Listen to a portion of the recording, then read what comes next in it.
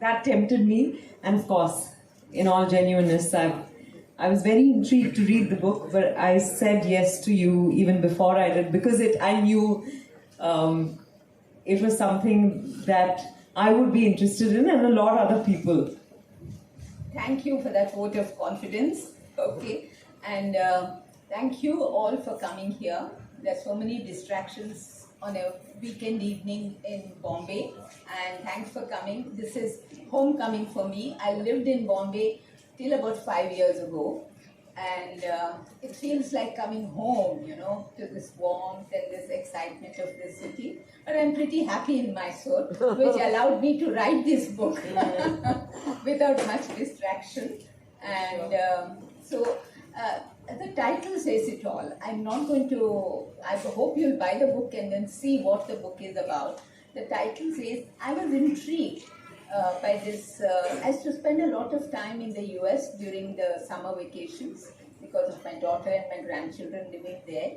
And I saw so many articles exploring the millennial phenomena. I thought this had become just a buzzword, a fashion word. But then when they talked about the demographics, and then they have millennials are those who are born after 1985 and reaching adulthood in the new millennium.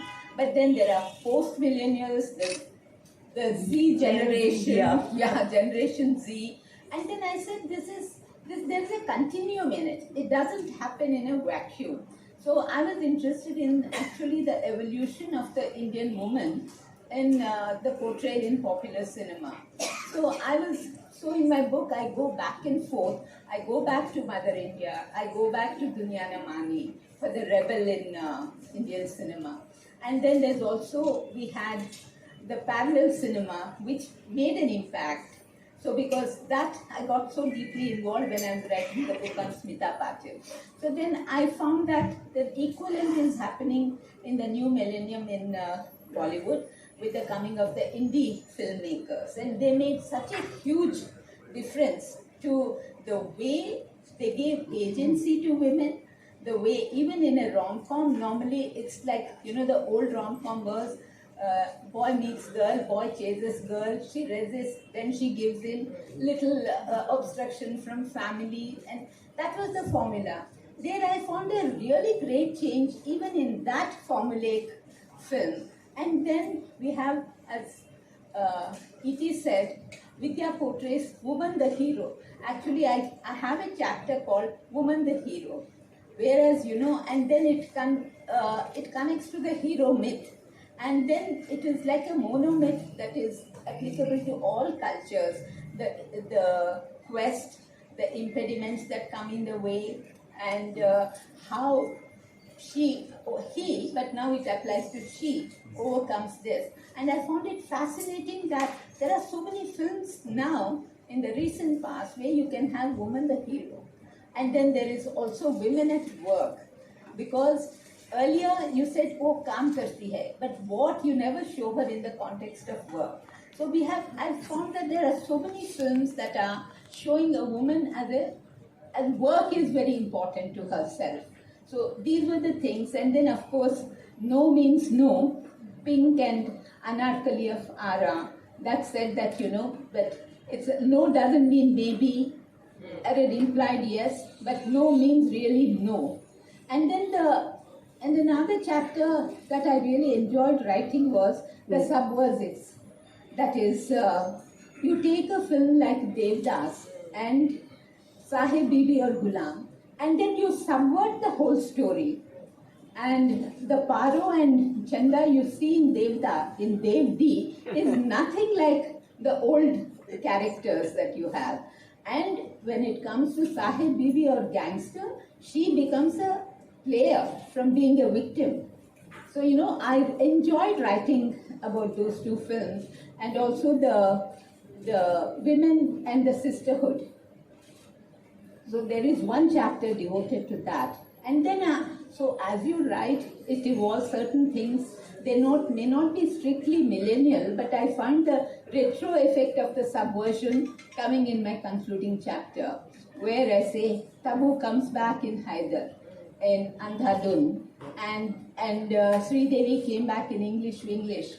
So could you ever imagine in the past that a middle-aged homemaker being the central character in a popular film? So that's what I feel, that this reflects in a way the centrality of the modern Indian woman who is still moored in Indian values, traditions, but trying for independence. Her own identity. This quest for identity, and there's also a clash between tradition and modernity in that. So these are the ideas that are explored in the book.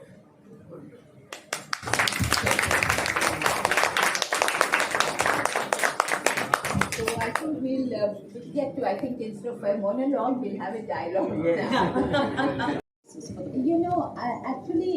I was actually struggling to come up with a cover idea. And here I must thank the person who's not here. I suggested to Shama and her son Dhruv, whom I know, they live here in Bombay, and I bought her painting. And suddenly one Sunday morning, and OUP asked me, what do you want for the cover? I said, I want something symbolic, a figure of a woman who is free, like a flowing palla maybe, and then still working, rooted in the soil, but it didn't gel. The sort of things that they sent, I said, it's like very generic. It could be like in a textbook. I said, this book is about cinema. So I have to choose the actors, the icon, and also I wanted to suggest a kind of an evolution of the Indian woman. From Meena Kumari, and Kajal is the bridge, because the 90s cinema comes in there.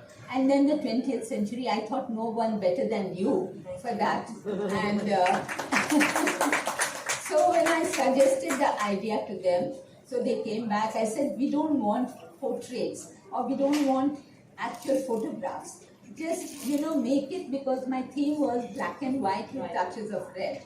So then they came, and I'm very, very happy. Sorry they couldn't be here because Dhruv got married a couple of days ago. So I can't expect the new Dhruv and the new mother-in-law to come here for the function. So a big thanks to them.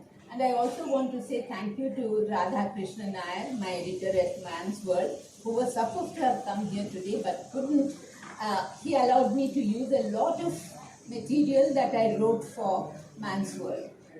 So because sometimes you have written in the first flow of your response to your film, and you try to paraphrase the same idea in a different language, it becomes very pale copy of what it was in the first. It's like the first take that you do, it comes out spontaneously well. So then I said, and my publishers agreed, that I said, I'll use my own material that was written for somewhere, so use it here. Especially, I think some of the things that I wrote about the dirty picture, some parts of it were there, but I saw so many films again right now. So this was like, that was like, suddenly, I think watching news in the morning on a Sunday morning, I said, why am I struggling with all abstract figures? This is a book about cinema. We have to have concrete actors on it. So that's and I said, like, evolution, show it in this kind of a triangle. No, it's a lovely cover, and I love that dash of red. Yeah. It's just, I'll come to the book, but you said something very interesting, which is about today, actors being both brands and brand ambassadors. What did you mean by that? You see the advertisements. I mean, I watched, and in the book, in the introduction, I quoted Santosh Desai, who's a column that I write. I like, and I read it. Then he talked about all this branding and the difference between the old advertising, Nirma advertisement he gives. So, Manju, Noma, all the names, Jaya or something Nirma. Sabki Pasand Nirma, that song, the jingle was there. He said that is not resonating now in the new advertising. You need a star face who is endorsing a product, and she's also selling aspirations. And another thing with brand ambassador, I said, was one of the things that has made society open up now is the, advertisement always, I don't think it sets trends. Some advertising guru years ago when I met him, he said, advertising doesn't set trends, it catches the trend and then capitalizes on it. So for me, the example was the advertisements about sanitary pads, which was such a hush-hush thing all those years. Then there is anonymous ones of a mother talking to her teenage daughter and then saying that, you have to use sanitary pads as really healthy and clean. That's what you give confidence to your daughter. Then came Anushka Sharma's advertisement I saw for this one. Forget about those days, I'll wear white and things like that. So, all these things built up that the brand is selling, she becomes the brand selling this, and she's also becoming the ambassador to sell an idea. Right. So that was the thing when I say she's both the brand, and I think in a way Bollywood has discovered the modern independent woman with a mind of her own as a brand to be promoted. I don't think they consciously pursued that, but I feel that they saw what was the kind of metro society around and found these women. So I think they also, gave agency to her. And then you see all the films that have come, rom-coms. You see the long ago Salam Namaste. You have set it in Australia. Then they are living together. And then, there's no family anywhere. Neither her family nor his family. The friends, the peers are the family who are influencing them. Then you had, then I think one of the films that came out from Yash Raj was Band Baja Barat, where again, it's the girl who is the driving force in the film. So even in a rom-com where earlier she was just sidelined, the hero was more important. Look back to Shami Kapoor films and all that earlier, all the rom-coms that you had earlier, and this is so different. And there are live-in relationships in Shuddha Desi romance. Of all the places in a small town you think is very conservative, like in Jaipur. So that was something, that I said the rom-com is sort of run its course in Hollywood. And I believe the thing would be, if you run out of ideas for any film, chalo, rom-com bana denge. Even they said, let's make a rom-com. But I think that also has evolved in Hollywood. I think it's evolving in Bollywood. And I think that there's a whole lot of films that I discovered which I hadn't seen then. So I saw those films. So I find that women get a say in a relationship, in determining the scope of a relationship. So that I thought was very significant. But do you think we're becoming a little myopic in the sense that the way we're judging female characters has actually, I think female characters are judged as severely now for the fact or through the prism of whether they are being feminist or not. I think the tables have turned. I don't know if I'm able to articulate this correctly, but previously I think they would get judged for whether they were good women or bad women, or they were victims or they were vamps or all of that. But now I think every character is being judged for whether she's feminist or not. And isn't that an unnatural expectation from every female character on screen? Because feminism is not one thing. I think feminism has to be also seen in the context of the world the story is being told in. Like, I'll never forget what one of my sociology professors said when I was studying at Xavier's. And she had said that for you, feminism is very different. Your rights, being aware of your rights and living your life on your own terms and making your choices, all of that constitutes who you are. But for a woman in a village who's lived in the parda or in the ghungat all her life, the first time she lifts the ghungat and walks, that is empowerment. That is, in that context, she is being a feminist. So do you think we are going through a time when we are looking at it through a very myopic, having very myopic view on this? this is something when I used to write on the images of feminism. They used to say, is it a positive image or a negative image that's being I mean, I'm talking of the films of the 80s and early 90s. So the whole thing was, is it a positive image that is being presented or a negative image? But my thing is, what is important is not positivity or negativity, but the complexity of a woman in a situation. So how she deals with it. You don't want a cardboard positive figure. You don't want a totally stereotyped vampish figure. She is a person with many challenges, and each individual has to go through a journey. So I feel that yes, maybe there is some kind of, as you said, these are not exclusive, right? We are human beings. If we are really complex, even a woman like Silk, I'm saying, is allowed to have aspirations of having a partner, of being married. Why does it have to be so exclusive to one another? I'm really grappling with that, because I find that I don't read film reviews most of the time, not of mine for sure, not around the release because it's very stressful. But I'm saying, even otherwise, when I do, the way films are being discussed, I think we're not, we're not allowing for creative expression of telling of a story. There are all kinds of women. Each story is different. Each journey.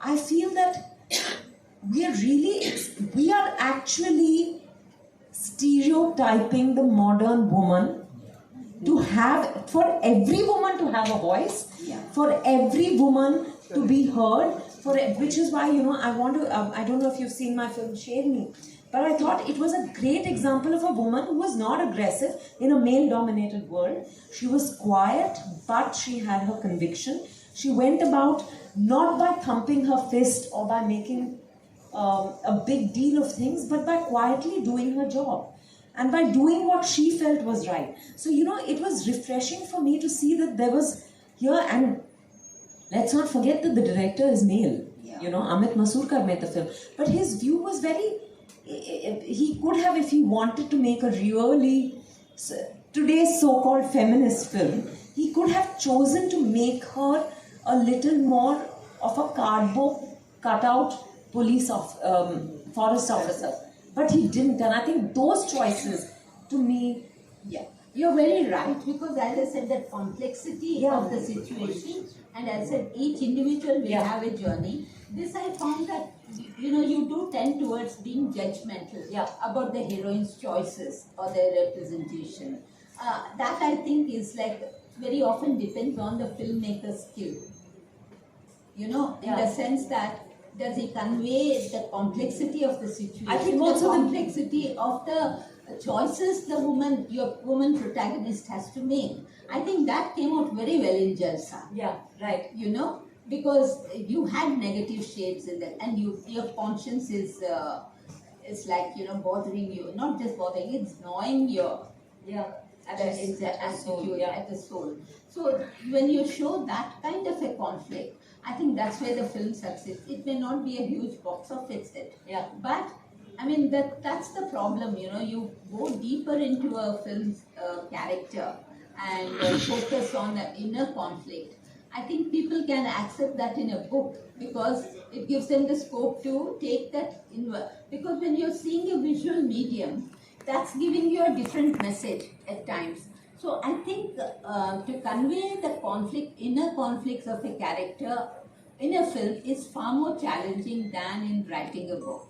And so that becomes dependent on the writing of the film, the way the film is narrated, and how deeply the protagonist understands that role and brings that out. It's a very challenging, no, because I keep thinking about this. I'm sorry, I keep going back to that because I feel that today,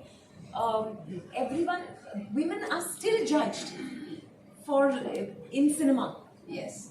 Previously it was to see whether you're a good woman or a bad woman, but today it is to see whether you're empowered, whether you're a feminist, whether you're independent enough by what yardstick are we using? You cannot use the same yardstick, and why does every woman have to be empowered on screen? Then we are only telling stories of a certain kind of, group of women. Yes. There are women who still have to make that journey. There are women who may not yet have made that journey, may not have even set foot on that journey. I think we need to see reality from a more holistic perspective. You're absolutely right. You're Yeah. absolutely right. Because I think what is, easier for even not just the filmmaker, even for a viewer, to see characters as stereotypes, Yeah. beating a certain expectations. And the expectations keep changing with times. Now, because I feel that it's not just the feminism is taken for granted. Now we are living in a post-feminist age, in the sense that you redefine feminism not in the 80s standard of, home doesn't, your personal life doesn't matter, like, your work, your self-identity, how you find that. That became like, when you read the female mystic, the feminine mystic, and all the 80s feminist literature, we have gone past that, because a lot of women themselves, they said, they take certain of the rights that are granted by, I'm talking about the educated, urban, middle class women. So they take the advantages or the rights that are implied by feminism as for granted. Then there is a thing beyond feminism to find, don't discard your feminine part for the sake of feminism. So you can own both parts of you, and that is, I think, what I see in women in their 20s, late 20s and 30s, and there are other women who are just even coming to that first taste of liberation. For me, I felt that happens for me in Dor, when Aisha's character suddenly takes off her, and then runs into freedom, and she's such a young woman. And what if she's been widowed, lost her husband, she died, but she's also fun-loving, and she finds that kind of freedom in the company with the other woman. And for me, the most significant part of Dor was the old Dadi, censorious, in a way, very judgmental about this girl, the young girl in the traditional setup. She gives her the key to the house to go out. That I thought was a really remarkable scene, so that this kind of a personal quest can happen in any situation, in any kind of and we are such a diverse country. And diverse country, not just language and this way, but each upbringing, there's always been this sudden a struggle between tradition, family values you're born with, and then you want to search for something beyond that, not being conformist. And as I said in my book, conformists are born, non-conformists are born, they're not created. When you try to create a non-conformist in film, it somehow sounds false. Even being a non-conformist has to be part of that character, not just the character on the screen, but even the actor playing the role. So, so these are like complex kind of issues, which I think what happens in popular cinema especially is that you're trying to make it something that the audience will not take too much trouble to question and be entertained at the same time. And what do you take away from that? So I think when you're saying that each woman is judged whether she's being feminist enough, that itself becomes a judgmental thing. I think we have to accept the story as it is told. This is always the thing with when you're a being film critic. You're taking a genre film, you're taking a modern rom-com. Then you can't compare it with, some other set idea of how it should be in your mind. You might have seen a whole lot of films, but you can't judge this film on its own merits, what it set out to do, and whether it has succeeded in doing what it set out to do. I think that's the first basic premise, at least I set for myself when I'm seeing a film and then forming my reaction to it. Jalsa was the fact that it would have been a man in her place, and he would have gone through the same quandary. So it was not gender specific. Her gender did not determine her reactions or that for me was very freeing. Just to read as material and then to play that on screen. Because yes, she's already, when you see her, she's already an empowered woman who's living life the way she wants to. But, you know, a situation like this can make you extremely vulnerable. And that's, like I said, it doesn't matter what gender you identify with. You know, this is very human. This is a human quandary. I found that absolutely amazing, and I think that's where I hope someday, you know, I think as women begin to take charge of their lives more and more and more, and I feel that that's where cinema will go, you know, where we are not necessarily we're not pigeonholing women's roles into just being women roles, if you know what I mean. Yes. You know, we need to open up the canvas. It needs to get more expansive and free, and that for me would be truly liberating. So I think that's what fascinated me most about Jalsa. But please do ask whatever you want to do. Sorry, I just went off on No, exactly hooks you to that. This human dilemma, you know, because I have to tell you, Maithili, that I was offered this film before the pandemic, and I had said no. Because I said I would never walk away from a situation like that. But the pandemic happened, and suddenly I began to look at the world and myself very differently. You know, and now I realize that I don't know what I'll do until I'm faced with a situation. There was a certain humbling, I think, that the pandemic caused in us. And that's when one day when I was speaking to the writer-director Suresh Triveni, he said he'd made some changes to it. And I said, I'd like to read it.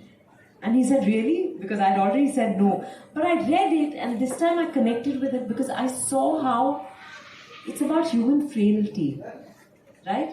And for me, exploring something like that is very exciting. Because it's very easy to say that, it's very easy to judge someone else in that situation.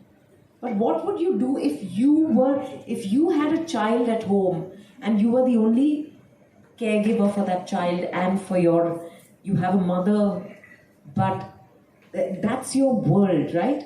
You know that you have to protect it fiercely. And now you feel that everything will fall. And he's a special needs child. So everything will fall apart if you're arrested, or your life will just come crumbling down. So what would you do? And there were no clear answers. I thought the way it was structured, the way, you know, she's initially in denial, and then there's wanting to shove this under the carpet, and then there's guilt which consumes her, which makes her angry, therefore, because this is a reality. She knows that it's a secret. She can't keep secret for too long. And then finally the acceptance of it. And, you know, I thought in both characters, Yes. I think the juxtaposition of both women's lives was really, it made the film what it is, you know.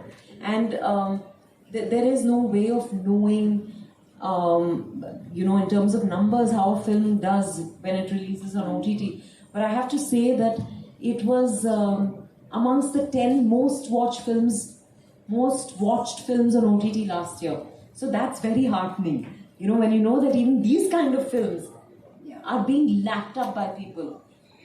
So for me, I think this kind of exposure to other kinds of film narratives and filmmaking, I think will change even popular taste and make them accepting of more challenging, say, stories that don't give very easy answers. Yeah. But what happens is you want to give easy answers to make the viewer go back with some message that is very easily internalized or take it home with a sense of comfort.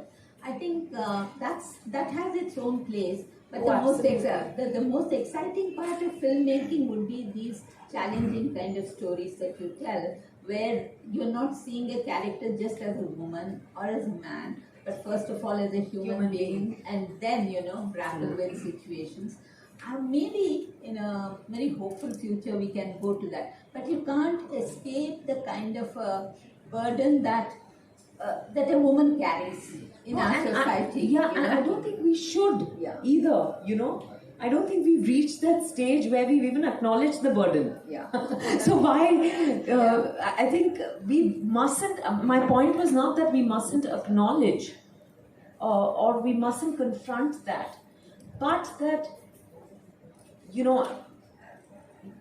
I think my only point is that even in wanting all of the women to be liberated, that is also, limiting her. Yes, I mean you're limiting her choices. You're making the choices for her, For her. like a predestination. Yeah, But it's absolutely. not. That's why I think I like Thapar. I like Thapar because of that. She chooses to be a homemaker. Yeah, yeah. And it's of her own volition. She Yeah. has another choice to do.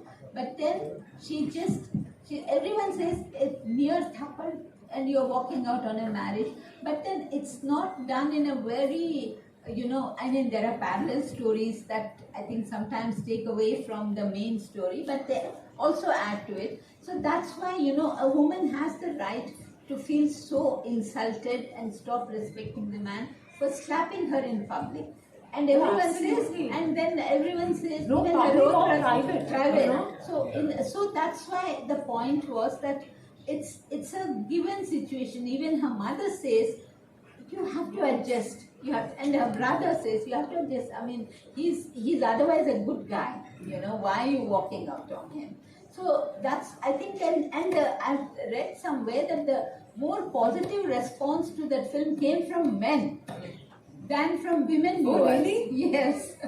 I don't know where you come across this. Yeah, because many women also, brought up in a more traditional way. औरत है तो, to keep the family going, you have to accept, overlook certain, that conditioning, the mother is conditioned to that and she tries to pass on the conditioning to the daughter. She listens quietly but doesn't argue that much with the mother. The father is the more understanding character. So this is like, you're individualizing the situation, you're individualizing the characters of not just the main protagonist, but also the supporting cast. Yeah. And one thing I notice now that many of the smaller films being made in Hindi, the families, they're not like the generic aunt, the generic cousin, with no individual individuation. So now I find that when people wrote off Hindi cinema, Bollywood is dead, South is taking over, when KGF and other films, Pushpa and all became big, massive hits, I said, no, the future for Hindi cinema is not reproduce the 80s film, the angry young man, the Avenger, the hero in a different contemporary format, but go back to these smaller stories set in very authentic, it was also authentic Hindi regional variations. I think for me that is the future of Hindi cinema as such. Yes, the big action blockbusters will come, and there'll be the kind of figures and all that. But the real future for me is like these small stories, but very authentically created in authentic settings, and characters that you care for and believe in. Okay. The woman, it's more her own experience, right? Even if it's not exactly her experience, it's easier for her to have empathy with the experience of the character. So from that point of view, the perspective may be different, but I think I've been directed in a lot of my films by male directors, and I've never found the problem with the so-called male gaze. So it's really the story they decide to tell, and therefore the sensitivity or the sensibility they bring to it. Also the sensitivity of the director. For Yeah. example, people like Bimal Roy Yeah. or Gulzar, Yeah. for that matter, in the main. Yeah. Now there is the feminine aspect in their Yeah. persona is actually outbalanced to the male. Yeah, that's true. Some of the most question पूरा कीजिए अपना जवाब कुछ देर है जी जवाब पूरा कीजिए cut के बाद पे हाँ नहीं No, I mean to say, because you don't see a creator as a male or a female like that. As Vinay said, the creative aspect is the feminine aspect, you say, of the brain, the aesthetics. And then the other part of which is, I'm sorry, I don't know which is the right side of the brain or the left side of the brain, that's more creative and language. But for any work of art to come out, you both have to work in balance, in harmony. So some of our most notable women characters in our cinema have been created by men. There is no going away, right from Mother India and Shantaram, Dunyana Mane, and of course Satyajit Ray, and Vimal Roy. I mean, can you forget Sujata and Bandini? Yeah. Basu Bhattacharya's women, but they were like, there are so many. And can you add mine? Yes. Yes, and Vinay Shukla here. But the thing is, we have so many. I think this is the first time in Hindi cinema that so many women directors are working at the same time. But I find that Zoya Akhtar made Gully Boy. So it is like she's actually gone into a different league of her own as a director, as a filmmaker compared to the other films. The spatial aspect of Bombay, whether it's the crowded Dharavi or night shots.